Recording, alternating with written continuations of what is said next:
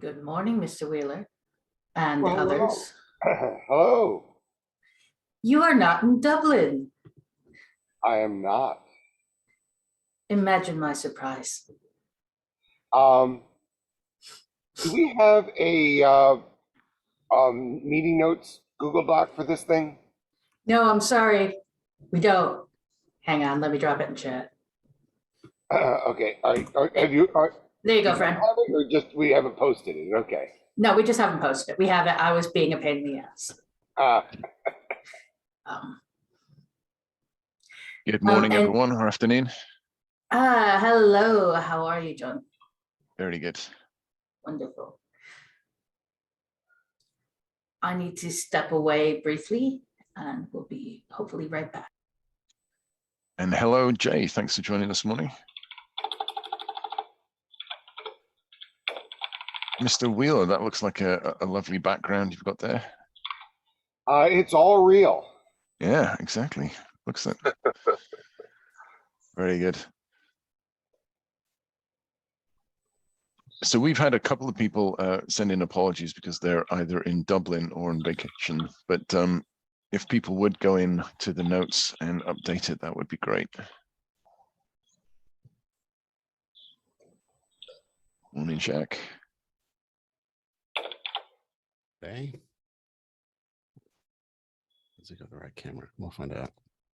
Yes. There we go.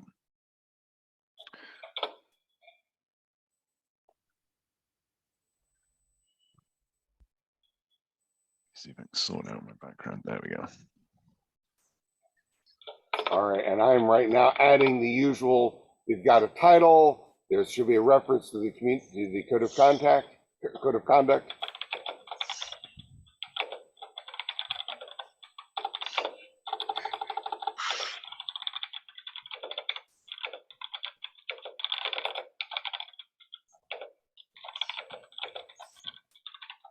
Thank you, Mr. Wheeler.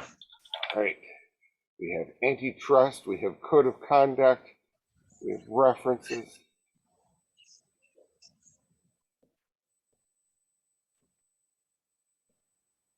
What we need are actual agenda items.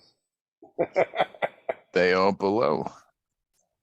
I see a. They're below the attendees.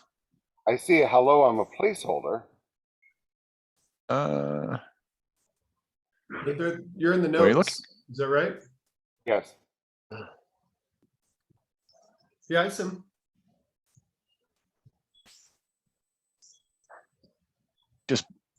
They're just in the agenda between notes and attendees, right? Are you in the action items, David? Oh, I'm sorry. I was looking at action items and thought I was looking at agenda. Never mind. No worries. All good. It's almost Friday. It's all good. I will need to find a better excuse. All right. So, John, I've got a few folks reaching out to a couple of the automotive segment. Ford, Daimler, Bosch are all doing some stuff in this space. So I'm waiting to hear back, and I should have an update by tomorrow on that. Fantastic. I've got some updates in that regard too.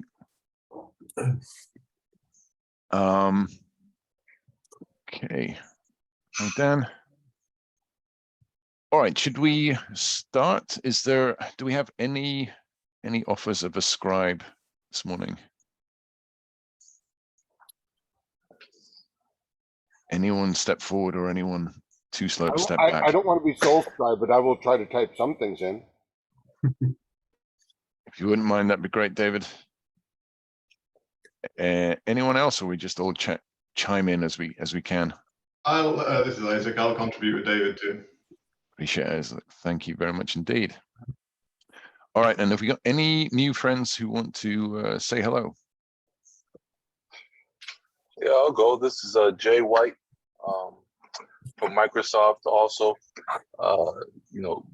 heavily or becoming more heavily active in the OpenSSF, as is my charge with what I do with Microsoft. I'm here because I am also an evangelist of the consumption of open source and trying to bridge the gap between a lot of the direction or a lot of the direction that's being given through the very smart people in open source, and then how it's being consumed on the production side, but then how it's being consumed, how that translates, and what kind of guidance is being given towards the consumption of that direction. I'm going to say a lot of words here towards how open source is ingested and consumed by the consumers. So this working group is especially exciting for me, because as I came from a side where you consume it, I get to see both ends now and how relevant it is for this kind of voice to be had in the OpenSSF. So I'm excited about it here today and here for it. Thanks, Jay. Much appreciated. Anyone else want to give an introduction? I'll go. I'll say hello, Jonathan, to the rest of the team. I think I was probably out of the office and on holiday vacation, depending on your language, when you kicked off. So obviously excited to join this, and I'm Neil Allen at Morgan Stanley, and responsible for a lot of application security and various other bits and pieces at Morgan Stanley, and therefore very interested in the consumer side of the open source stuff for all the reasons, Jay, you just went through, and how do we actually practically turn all this advice from all the other work streams into something we can actually consume and do and make a difference from. So thank you for putting this together, Jonathan, and the rest of the team. Absolutely. And anyone else like to give a bit of an intro? I'll Adrian? go. Yep, go for it. Yeah, sorry, I'm new here. My name is Adrian Diglio. I'm also from Microsoft, joining here with Jay, and I'll be talking about the open source secure supply chain framework. And in Microsoft, I lead our secure software supply chain team. So pleasure to be here. Thanks. Excellent. Welcome, Adrian. All right, last call for any others want to give an intro? David, sorry, yeah. hands up. Yep. Yeah, believe it or not, technically, this is my first meeting to this particular working group. And I don't get to say that very often, so I want to have the chance. So good to see everybody. Excellent. Thank you very much. Always welcome, and it's good that finally you've made it to this one too. It's good. All right, great. So actually, if I may, just before we move over to the first item on the agenda, I do want to give a little bit of an update to people about reaching out to additional members. So as Andrew sort of highlighted, we are reaching out to additional members to highlight we are starting now, and we've reached out to, Andrew, you suggested a couple of people in the automotive sector.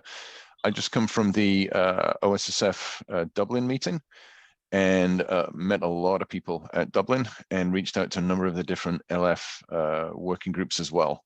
So we've got healthcare, automotive, and energy, all of them doing communications and looking at bringing in additional members or reaching out to their members, as well as FSISAC.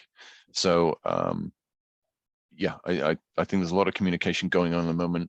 Quite a lot of people still not stuck at Dublin, in Dublin, enjoying Dublin, and trying to get on planes or enjoying the rest of the conference there. So you know, I think there's a lot underway.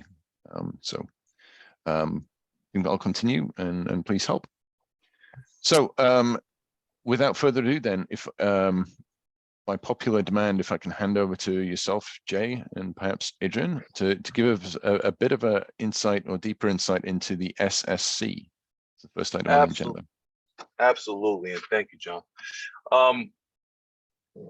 We are extremely excited, and especially presenting this framework into this working group because of the nature of the framework.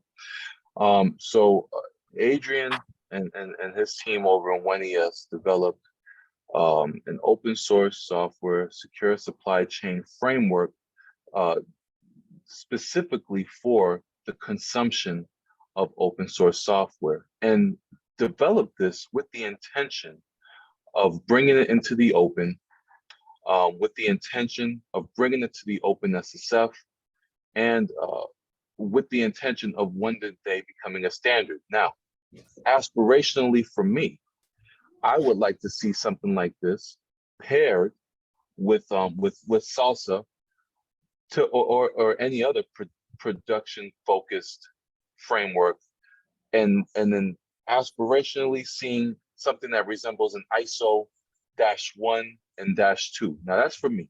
That's for me because I feel like, and John and I have spoke about this before, but I feel like, you know, on the spectrum of what is supply chain security, we tend to focus a bit more on one end, not enough on the other. And then when we do focus on the other, we focus on the other, kind of being a little bit angry about the focus on the other end. So if we can build something that does end to end, works into the middle, we fill those individual gaps, we have something so robust in supply chain security that just increases the excitement, increases what we're able to do as an industry. And so we're here today to present this framework that we hope fills a lot of those gaps. And I'll say it loosely. You know, I've been in all the salsa meetings. I'm an active contributor in those meetings. And the one place that seems to get lost is when we try to expand the scope and expand the scope for not being able to meet a lot of the questions that are being asked. We'll just expand. Don't expand the scope. Keep the scope where it's at, because this is great scope. We can bring in something like this that does fill those gaps, right? So you're not, there's no scope creep, right? That being said, exciting framework focused on, now you're talking about the ingestion of open source software. Adrian just posted the GitHub repo there. We already have brought it in. We have GitHub repo for it. We brought it into the open. We have community meetings. We have technical meetings. We'll talk about that later on as well. It's in Markdown. It's in PDF. You can pull it up. You can look at it. You can print it out. You can scribble on it. Do all kinds of things. You can send your suggestions in. This is done in earnest and in the open. And we're bringing it here to this working group because it's a fantastic working group to bring it to and to pick it up and run with it. Like I said, our desire is to bring this into the OpenSSF and to have the community improve upon it, and then have the bridge being built with something like Salsa, that train's already moving. Have that bridge being built so that we can forge on into the future and create something pretty magical in a secure supply chain. So without further ado, I'll hand it over to Adrian to get into the nitty gritty of the framework and to further discuss how we got here. Thanks, Jay. I'm also really excited to be here today. So thank you for your time and attention. I'll briefly give an overview of the framework, and feel free to raise your hand and stop me or whatever. The way that the framework's organized is it starts pretty high level, and then it gets a little bit more and more focused as it goes down. So we start with a high level set of solution agnostic practices. These practices can be applied to many different scenarios because there are nuances with different ecosystems. Example, language packages versus containers. And then we get into in the high level set of practices, there's 8 of them. Ingest it, scan it, inventory it, update it, audit it, enforce it, rebuild it, and fix it. And we explain what all of those things are. Then we go to the next level down where we create, here's the list of requirements that map to each of those practices. And these requirements were designed based on real world threats that we've seen in where attackers have been attacking open source. And so we also have a table of real world threats with links to articles that explain what happened. and then we map those real world threats to our requirements to basically show how our framework helps you mitigate against these real world threats. So in summary, this framework is a threat-based risk reduction approach to securing your consumption of open source. After we have that list of requirements, we then organize that list of requirements across a maturity model. A maturity model is always helpful because it helps organizations prioritize some requirements over another. But we've also ascribed themes to each level. Level 1, I would say, has been the general guidance that we've had for years with open source, which has simply been inventory it, scan it for known vulnerabilities, and update it. That's basic governance, and so we made that level 1. And we are asking folks to go above and beyond that to help improve against today's sophisticated adversaries. Level 2 is helping organizations patch faster so that you can operate faster than the attacker can.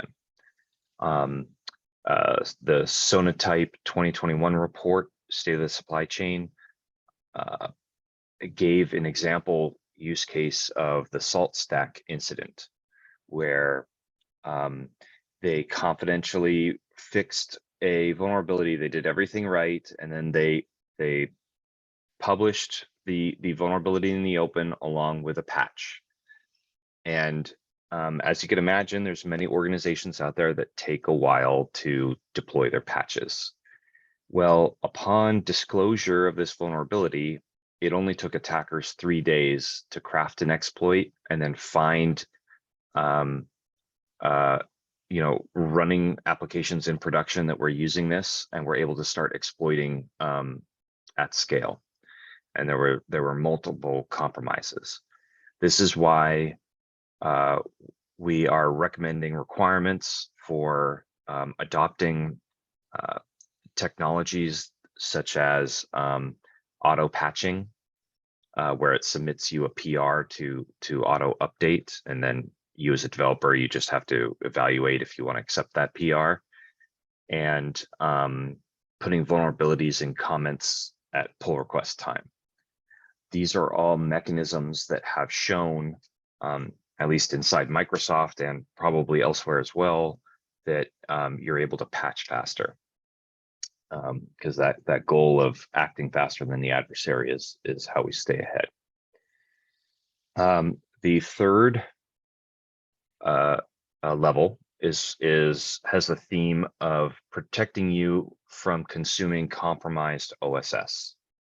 So it gets into the concept of malware scanning, protecting yourself from dependency confusion, blocking packages, and even doing proactive security analysis on the open source that you depend on the most. And that way you yourself might be able to find those 0-day vulnerabilities, and then you yourself can then go report it up to the upstream maintainer. Level 4 is mostly aspirational in nature. It is not meant to be done at scale for all open source. I think it's meant to be more targeted than that. If you have open source that you deem critical, or perhaps you have a critical application and you want additional assurances, level 4 is all about mitigating against the most sophisticated type of threats, which are, the like SolarWinds types threats, where they are have a presence on the build machine and they're silently contributing backdoors or malware to a build. So we have requirements and guidance in there about hey, if you were previously cloning a copy of the repo, you should be able to be rebuilding it on trusted infrastructure. We also have a a process for you to assess your organization's maturity against the 4 levels. So we provide a questionnaire that anybody can take and use to go interview developers across different developer teams to try to get answers and figure out where they are. And then lastly, we've also mapped our requirements to 6 other secure supply chain requirements so that there's that traceability there. And the repo has the guide in Markdown and in PDF. Is there a link to the questionnaire? It's hidden inside the guide. So let me find the let me see here, the questionnaire. It is how to assess where your organization is in the maturity model. I got a deep link for you.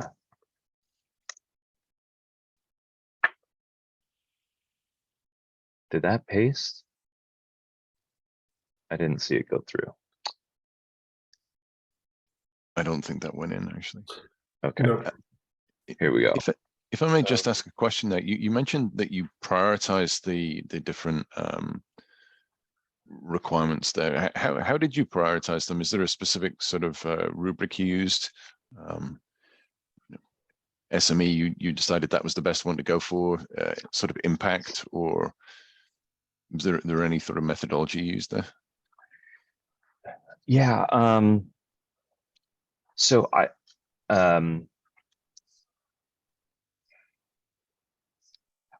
don't think I came at this like very scientifically, other than organizations today, I would say most, if not all, have tools in place to analyze the vulnerabilities of their components. So I wanted them, in terms of thinking about maturity, exploiting vulnerabilities is still one of those practices that it's fundamentals, and organizations can do better. And so I thought it best that for level 2, teams focus on like remediating themselves with quicker speed using today's technologies that help you shift left. So it was kind of like building on the systems that I expect most teams and organizations to already be using. And that's why I went with that for level 2.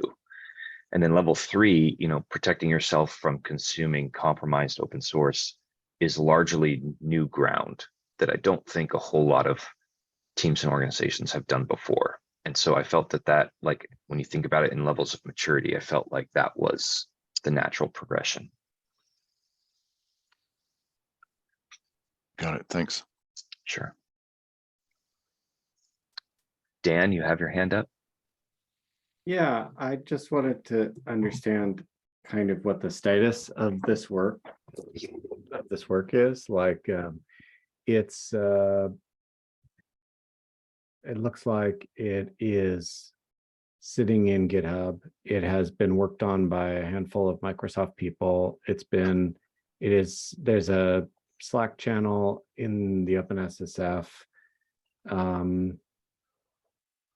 The document itself says Microsoft OSSC framework all over it.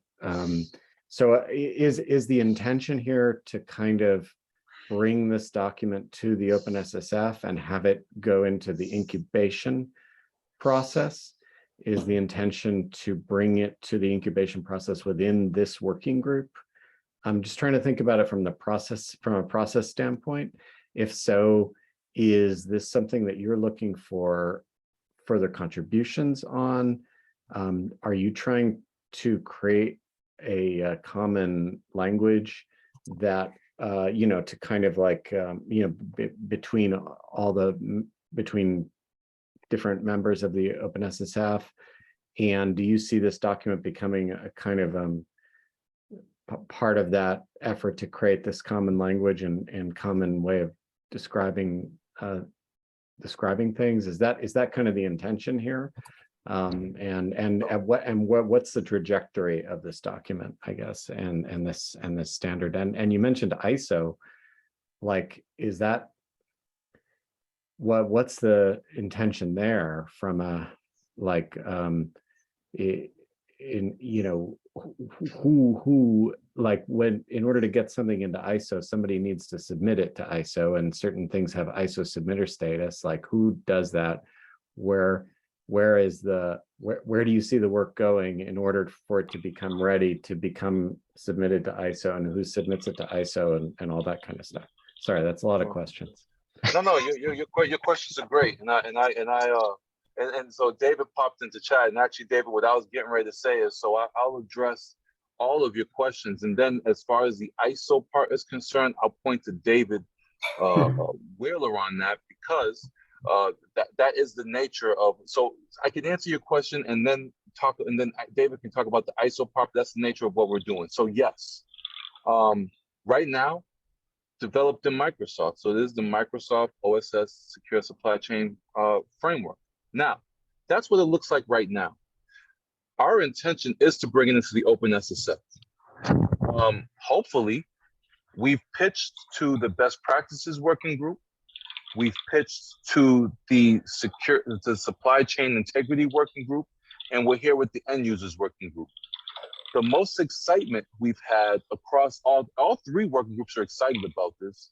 The most excitement we've had has been here, especially with John, because of the nature of this working group. If this working group votes and says we want to bring it into this working group, outstanding. The objective here is to bring this into the OpenSSF. The objective here is to bring it into one of these working groups, whichever working group would be best suited for it. The objective is to get all three of these working groups to put their hands on it, put their hands into it.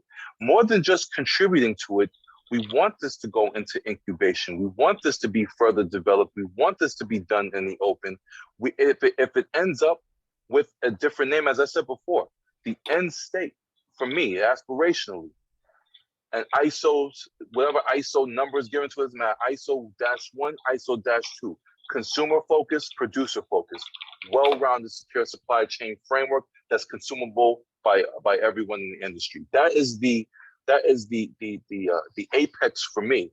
But right now, in the short term, get it into the OpenSSF. Let's improve upon it, like we're improving upon Salsa today, just like we're doing with Salsa.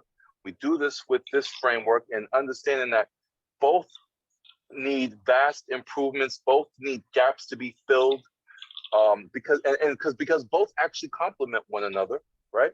They could be done in parallel. Bridges can be built between the two.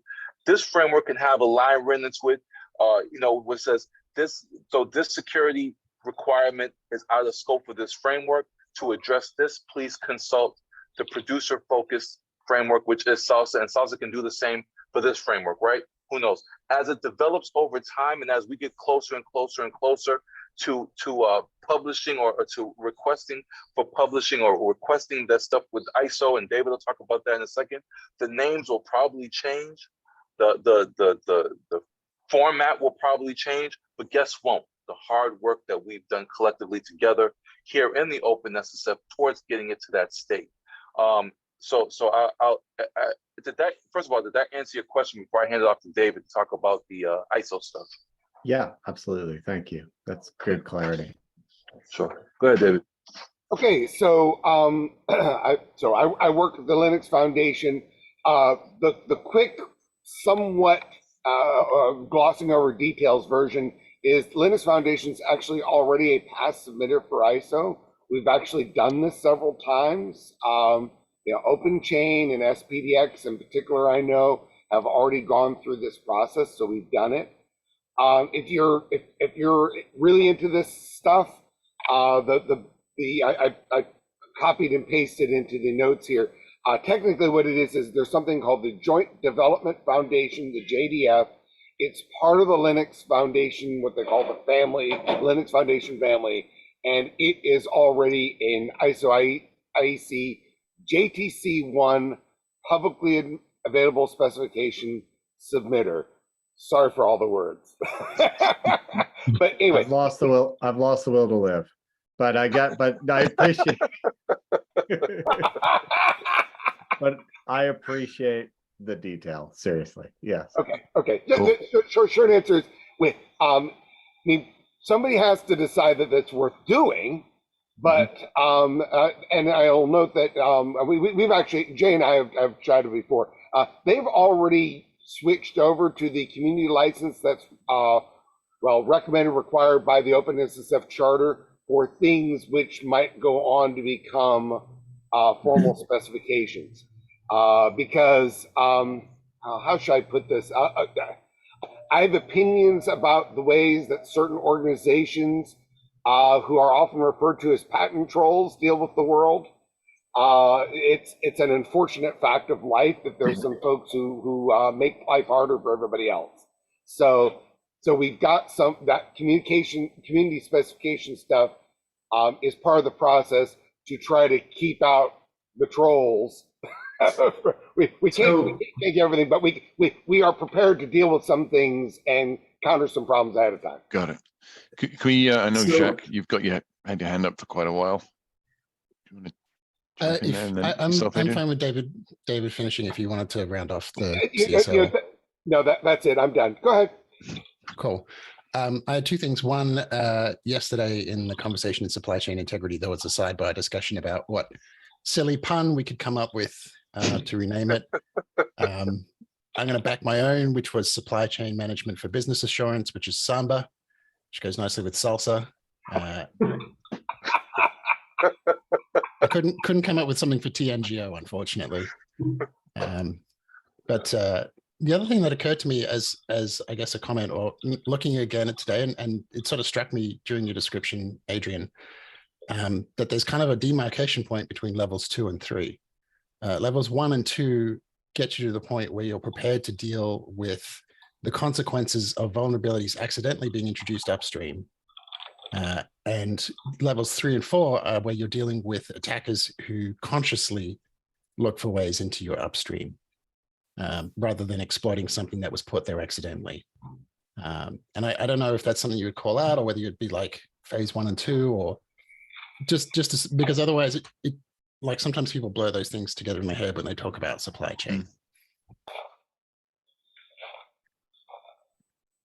Yeah, that's interesting. We've internally here, we've had lots of discussions about this, and we've kind of come, at least where my perspective is at, is vulnerabilities are an entirely different class of what we're talking about than like malicious or compromised components.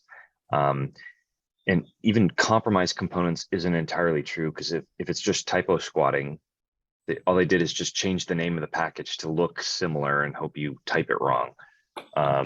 So you know, malicious is kind of a more appropriate term, and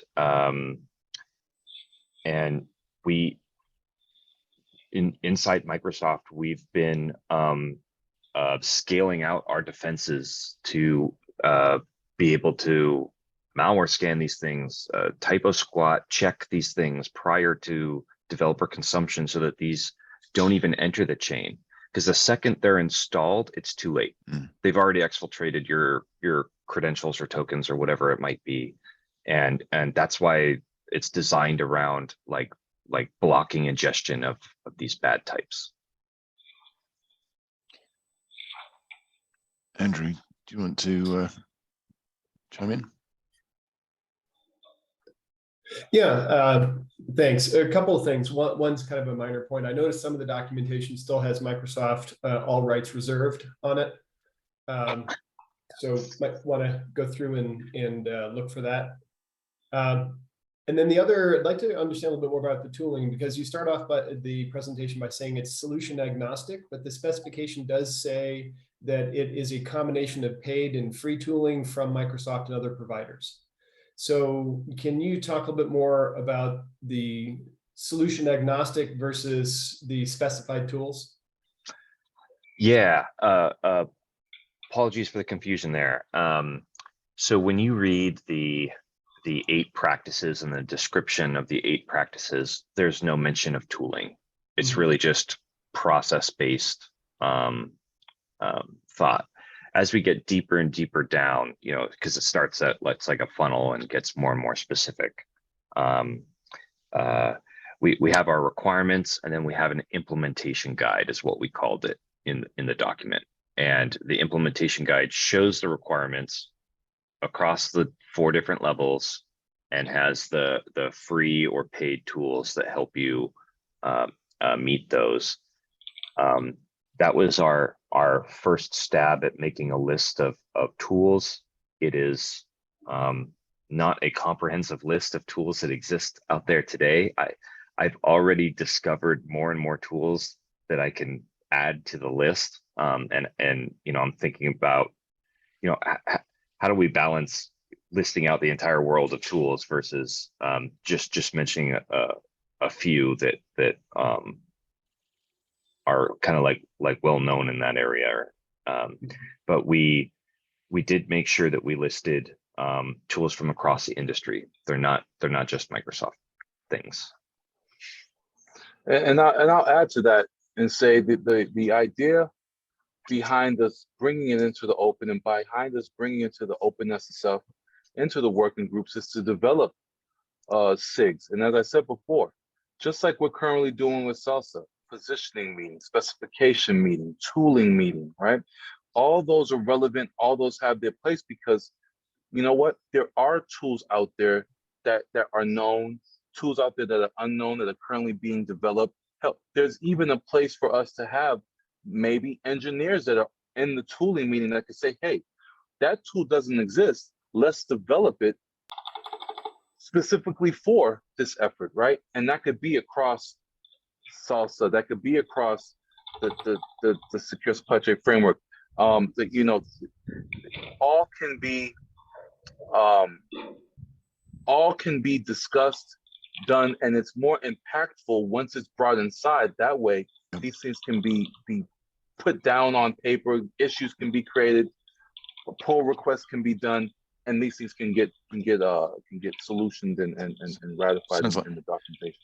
And it sounds like this is a start. I just cognizant we've got a couple of hands up. I think David, you were next. I think so. Just this is actually a response to the previous comment about, hey, what about the intentional vulnerabilities being inserted? And the good news is that with this SSC, you can actually track it through. So right up in front, they list the threats. The second one they list is intentional vulnerabilities / backdoors. They list the examples, PHP MyAdmin, and the mitigation, which in their case is SCA5. So the good news is that it's not hard to find out, hey, what are they trying to cover and how do they think they've covered it? Obviously, you know, I'm sure things can be beefed up and tweaked, but you can, it's not hard to track down, hey, are they at least trying to cover that case? So I would suggest walking through that table. It's a good place to start. Thanks. Thanks, David. And BMB, you got your hand up? Oh, hey there, team. So for our Microsofty friends, for the love of dog, please don't create yet another list of these tools. I gotta tell you, I'm in a lot of different communities around this space, and a lot of different people are talking about creating lists of these tools. And we were having this conversation over in, I don't know, one of the CISA things maybe recently. They all blend together after a certain point. We're across all of the organizations, we are going to start to contribute to one project rather than reinventing the wheel. And right now, one of the leaders in that space, the one that's making the most progress, is the SPDX landscape. While it is around SPDX, it also encompasses other like SCA type tools. So I would encourage you to instead find other projects and then refer to them in the documentation. Please don't spend your time tilting at the windmill of creating yet another list of tools. That's just going to be completely different tomorrow, as we all know. Yeah, I would agree with that comment. Yep. Can I sort of add to the conversation for a sec? So one of the things interested me about the SSC was the focus on the ingestion and sort of the left of build, and that's certainly an area I've been heavily focused on.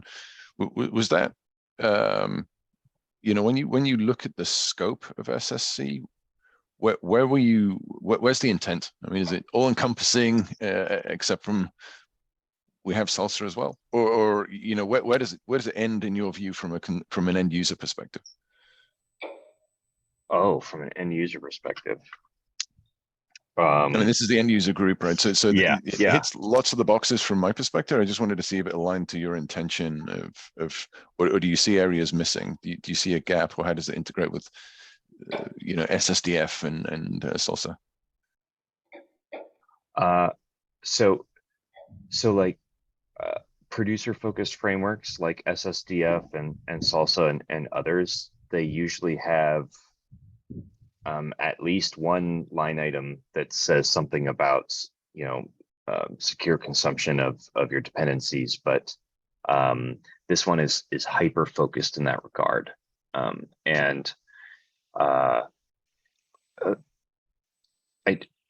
feel like I can't answer your question without like telling a story. This is quite frankly how Microsoft got started on our secure supply chain journey. We didn't, securing the software supply chain is so broad that we knew we'd be boiling the ocean. So we picked one category and we said, let's nail it here first.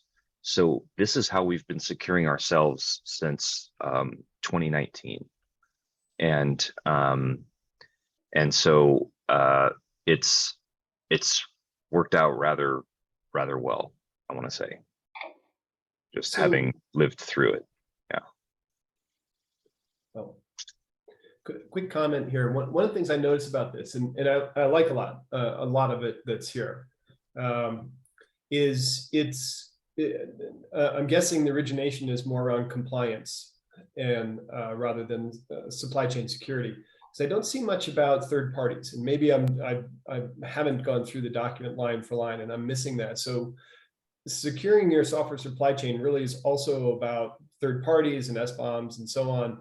And I see from a maturity model perspective in some of the questions, it's really about internal compliance and managing the components that you ingest throughout your dev process, rather than incorporating and managing third-party solutions that may include open source. Am I just not getting into the details enough? So compliance for security is a very interesting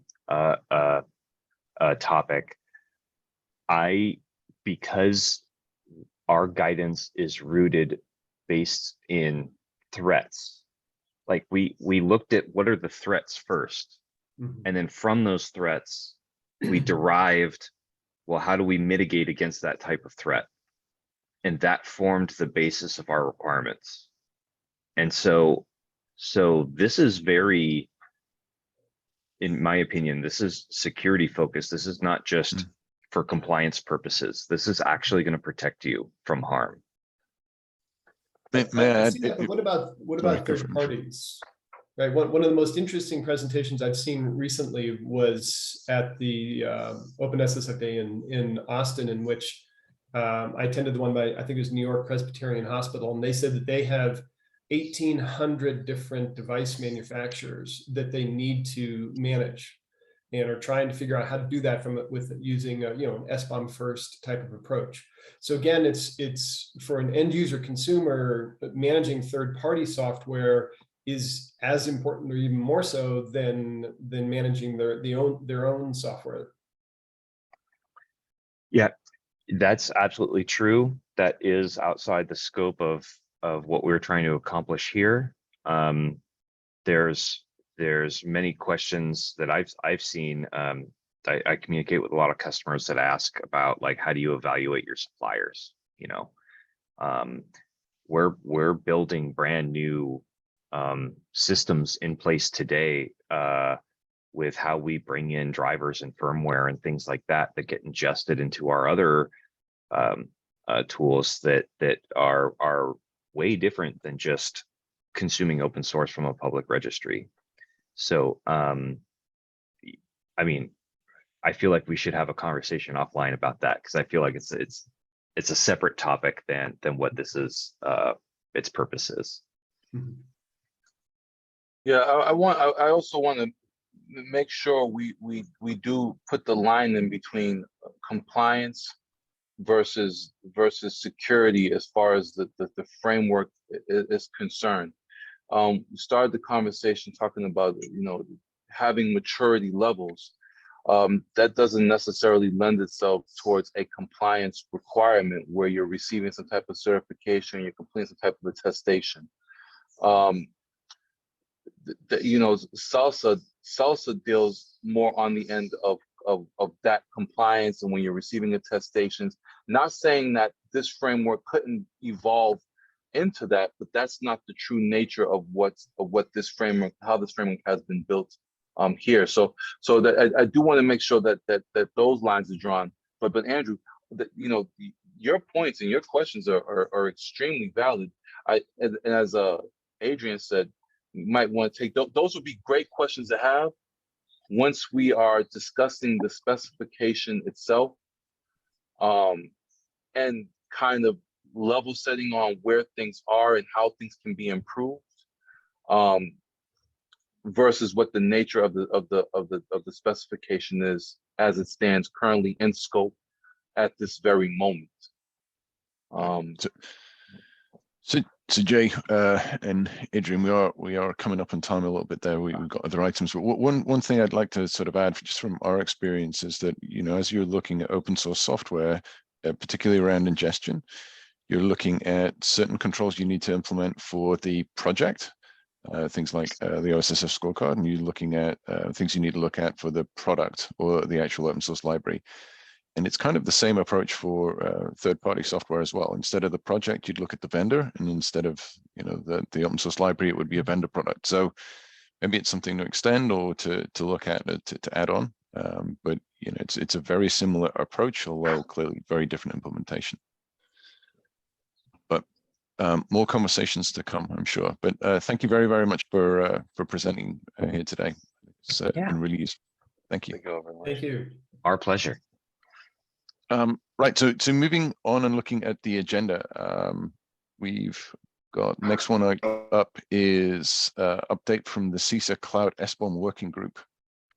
Now, I feel it's somewhat slightly disingenuous for me to add this, but I'll do it. I've done it anyway. In that I wasn't able to attend the actual working group itself, but I did have a fairly detailed conversation with Alan and some email exchanges. And one of the areas that has been raised within this group is the topic of SaaS bombs and getting SaaS providers to provide SBOMs.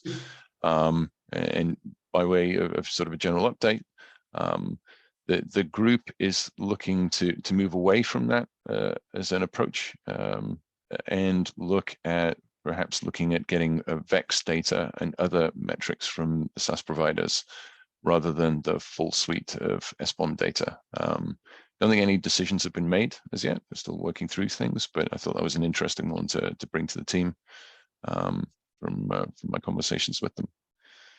That's the one I've seen from the cloud group.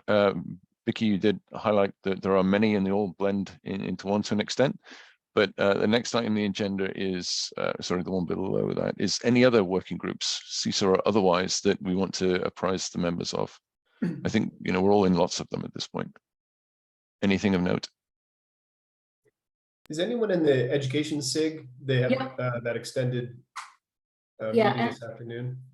Oh, not the extended one this afternoon. I don't have an invite for that, but I do want to mention briefly, might be relevant here, and I think that this group should participate in it, is that the best practices working group at some point in the not too distant future will be taking on a glossary of all things software supply chain security, and pulling in rather than reinventing the wheel again. using, for instance, tried and true definitions and kind of trying to standardize across all of OpenSSF how we are using this terminology, and giving people, more importantly, a resource where if they don't know what the term is, they can at least go find it somewhere, right?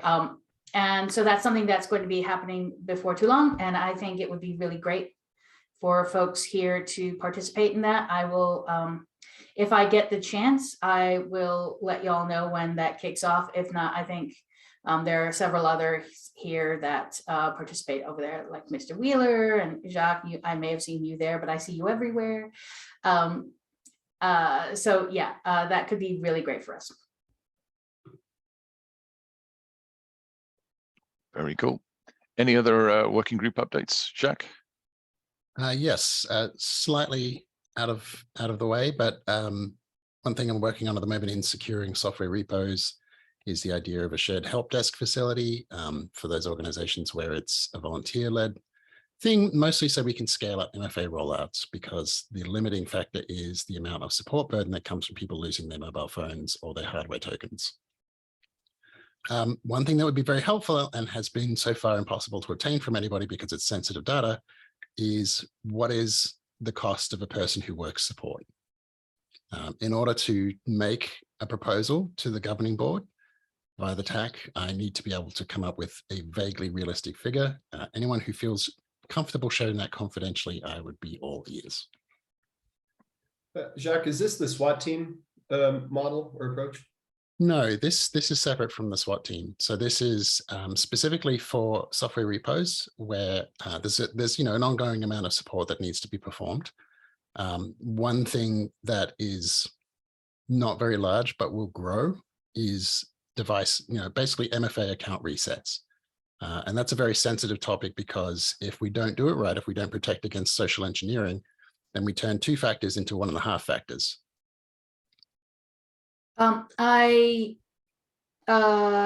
In both the education and the CERT SIG, so those 2 SIGs that Crow is running under vulnerability disclosure and best practices. Both of them are revamping their whole mobilization plan, the meta plan. They're fixing that, right, and coming up with budgets and time frames and things like that. And we've landed on 300K. We're just going to use that. That's our number for a person, whatever that is. Is it wrong? Heck yes, it's wrong, but it's at least realistic, including things like healthcare and various things like that. It kind of takes in that whole thing. So just that's a piece of data for you. That's the number we're using. I'm happy to use that as that's an onshore. That's an onshore number. I think it doesn't matter. They're paying for value, not for location. Neil, Jacques, you want to? If you have a JD, if you could post that or send a link to it. No, there's nothing yet. No, absolutely not. They're just working on the. Or are you talking to Jacques? I'm sorry. Yes. Sorry, a JG. Job description. Yeah. Oh, yeah. No, there is no job description at the moment. No, this is the first phase of working out the details. But that's a good point. I'll have to think about that. Neil, you want to add? I was trying to get some clarity. I think I just got it on what the purpose was for the costs and piece. But yeah, to the point I think where Andrew was going, the costs are variable hugely depending on where in the world you wish to resource said piece. But one of the other things that we found when we were looking at similar sort of data and cost per things is a lot of our help desks are actually not a cost per person, but a cost per ticket. So that's probably not going to help you very much either. Yeah. Anyway, I happily share something offline with you, Jack.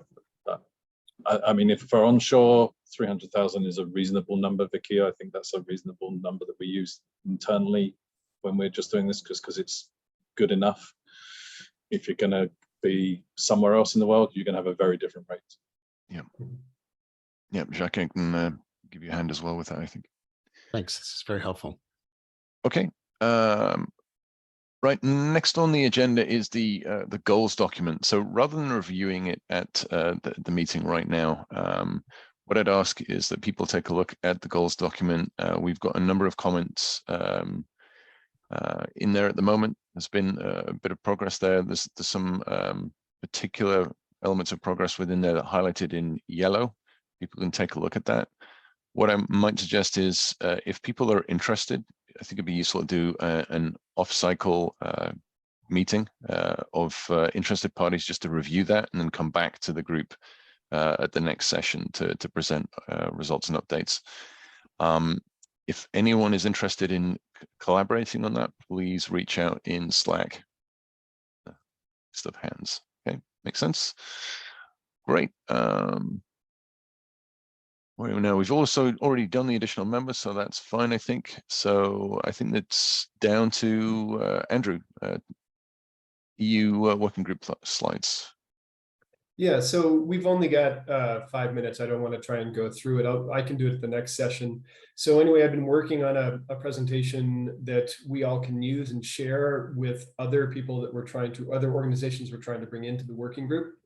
And again, I took the OpenSSF town hall meeting as a presentation as a framework. I hacked it up a bit, added more obviously working group content, sent it to Jennifer for some review. She just got it back to me last night.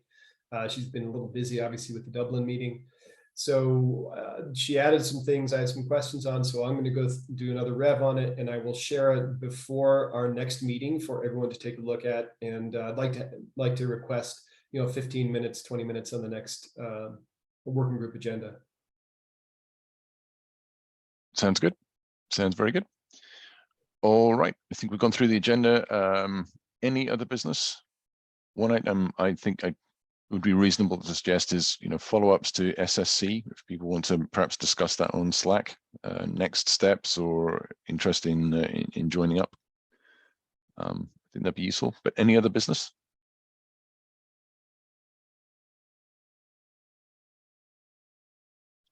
No. Okay, I think we've actually finished 5 minutes ahead. Way. All right. Just well, look. Maybe just on the question, just to expand on the question that I was asking earlier. Do you see, so from a group chair perspective, right? Like this is a new group, but as I read the recently merged process update for the OpenSSF in general, there's a kind of steps towards incubation thing, and one of the steps towards incubation is acceptance into a working group, and another is like then it goes to the TAC for a certain level of approval, and then it becomes a formal incubation thing. Is that something that you're considering when it comes to this particular submission? Yeah. Okay. So from my perspective, I personally am, but I'd like to get other people's interest and views from the working group, right? To make sure it's a consolidated effort.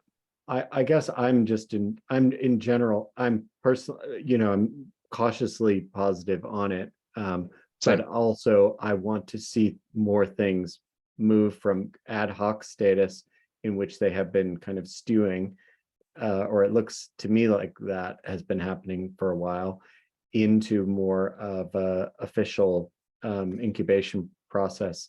I guess I'm coming off as rather a process nerd, but I guess I'm just trying to understand really kind of like what things are happening, and this seems like a very important potential one. But yeah, I'd really like to see some stuff move through this incubation process so that we have kind of visibility and transparency of all the stuff that's happening across OpenSSF. Maybe David, you can add up to that, but Jacques, I know you had your hand up there. Yeah, I'm surprised to learn that in this industry, we attract people who are interested in manipulating rules and symbols. But more generally, very quickly, there was a discussion about this in the supply chain integrity group yesterday. Abhishek made the argument that it belongs there because then it will be a stablemate with Salsa. And that helps them to ensure that they don't like step on each other's toes or have overlapping scopes. Then it stays nice and tidy and neat, and there's some coordination. I like that argument. I see the case for end user as well, but I feel like the case for supply chain integrity is stronger. So that's where I would be pushing for it to go. Yeah, quick comment procedurally. We like all things to be in OpenSSF to have a home within a working group, so that somebody's watching the store, as it were, and the TAC can't watch everything. So working group needs to say, hey, yay. I will say that I think in general, I've heard this SSC presentation several times. I think in general, people have had some specific nits, but overall, I've heard nothing but positive comments overall. So a working group needs to decide, yes, we'll accept it. The argument for why the supply chain integrity would be a reason one was just discussed. And then it needs to go to the TAC. One of the reasons to bring it to the TAC is so that they can figure out things like, oh, wait, it could go in these 3 different working groups. Where does it make more sense? And just try to help, help deconflict. So we're not trying to do things 3 times. Yeah. But I do actually agree very much with Jay White's original comment that regardless of whatever the home is for the work, and I think that's quite likely, extremely likely, other folks from other working groups should absolutely be involved, because I mean, like many of our projects, it's not easily cut into one and only one place. And I think the reality is, from the end user working group, as we've set ourselves up, right, one of our initial statements was that we'd actually be in multiple different working groups, and that's why part of it is often, how we're getting on interfacing with the other working groups.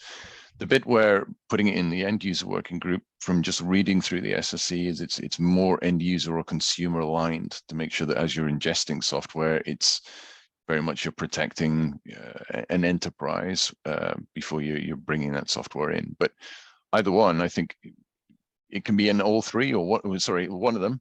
But I think we're going to be involved in it anyway, because I think from an end user working group, we need to be in the multiple working groups. It's kind of part of our charter. Yeah, to answer Dan's question, process-wise, I think we want each of these different working groups to decide if they want to accept it, bring it forward to the TAC. If more than one working group says yay, which is entirely plausible, the TAC will have to say. And if one working group says, hey, we'd like to take it on, but there's a reason for this other working group, I mean, that's great too. But we just need to make sure it has a home, because we want it to have a home. I'm presuming that we do. I think we do. Yeah, that makes sense to me. Yeah, absolutely. All right. So thank you very much for joining. I think we've good to see a number of additional members, and I think there's quite a few will be joining after they leave Dublin. So thanks very much indeed for everyone's time. Thanks. Bye, everyone. Thank you. Bye.